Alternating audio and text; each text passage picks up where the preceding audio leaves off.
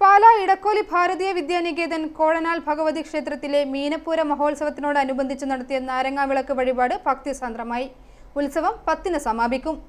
സന്താനലബ്ധിക്കും കുടുംബൈശ്വര്യത്തിനും ദേശാഭിവൃദ്ധിക്കും ദേവിയുടെ ഇഷ്ടവഴിപാടായ നാരങ്ങാവിളക്കിൽ നൂറുകണക്കിന് ഭക്തജനങ്ങൾ പങ്കെടുത്തു. കോഴനാൽ ഭഗവതി ക്ഷേത്രം വളരെ പുരാതനമായ ക്ഷേത്രമാണ്. ഏതാണ്ട് ഒരു 100 വർഷത്തോളമെങ്കിലും പഴക്കമുണ്ട് ഈ ക്ഷേത്രത്തിന്.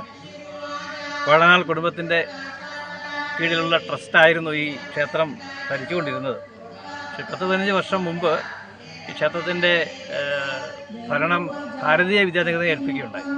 ഇപ്പോൾ ഭാരതീയ നികേതൻ്റെ കീഴിലാണ് ഈ ക്ഷേത്രം ഉള്ളത്. ക്ഷേത്രത്തിലെ പ്രധാനപ്പെട്ട ഒരു ചടങ്ങാണ് ഈ 3 ദിവസമായിട്ട് നടക്കുന്നത്. ഇപ്പോൾ ആയില്യം, മകം, പൂരം ഈ 3 ദിവസങ്ങളായിട്ട് എല്ലാ വർഷവും ഉള്ള ഒരു പരിപാടിയാണ് പൂരം ഇടി എന്ന് പറയും. അതായത് അപൂർവം ദേവീക്ഷേത്രങ്ങളിൽ മാത്രം നടക്കുന്ന ഒരു ചടങ്ങാണ് ഇടി. ആ വഴിപാടാണ് ഇവിടെ വരുന്ന നാളത്തെ കഴിഞ്ഞ് ഇവിടെ നടക്കുന്നത്. അതിനോടനുബന്ധിച്ച് 3 ദിവസം നടക്കുന്ന ക്ഷേത്ര പരിപാടികളാണ് ഇപ്പോൾ നടന്നുകൊണ്ടിരിക്കുന്നത്. എല്ലാ മാസവും ആദ്യ വെള്ളിയാഴ്ചകളിൽ ക്ഷേത്രത്തിൽ നാരങ്ങാവിളക്ക് വഴിപാട് നടത്താറുണ്ട്. കുട്ടികൾ ഉണ്ടാകാതിരുന്ന ദമ്പതികൾക്ക് വർഷങ്ങൾക്ക് ശേഷം ഭഗവതിയുടെ അനുഗ്രഹത്താൽ കുഞ്ഞിനെ ലഭിച്ചെന്ന് അനുഭവസ്ഥർ പറഞ്ഞു. 5 പേരെ ഇതുപോലെ ദുഃഖം അനുഭവിക്കുന്ന ആൾക്കാരുണ്ടായിരുന്നു. കുട്ടികളില്ലാതെ ദുഃഖം അനുഭവിക്കുന്ന ആൾക്കാർ.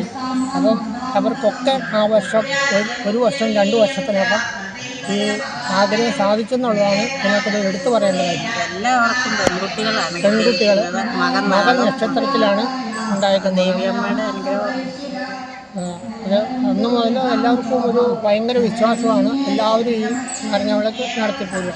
ഞങ്ങൾ 18 നാരങ്ങാവിളക്ക് കത്തിച്ചു.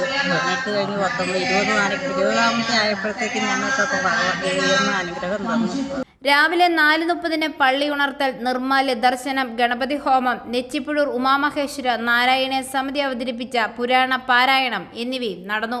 ഉത്സവം 10-ന് സമാപിക്കും. ഐഫോറിയ ന്യൂസ്, പാലാ.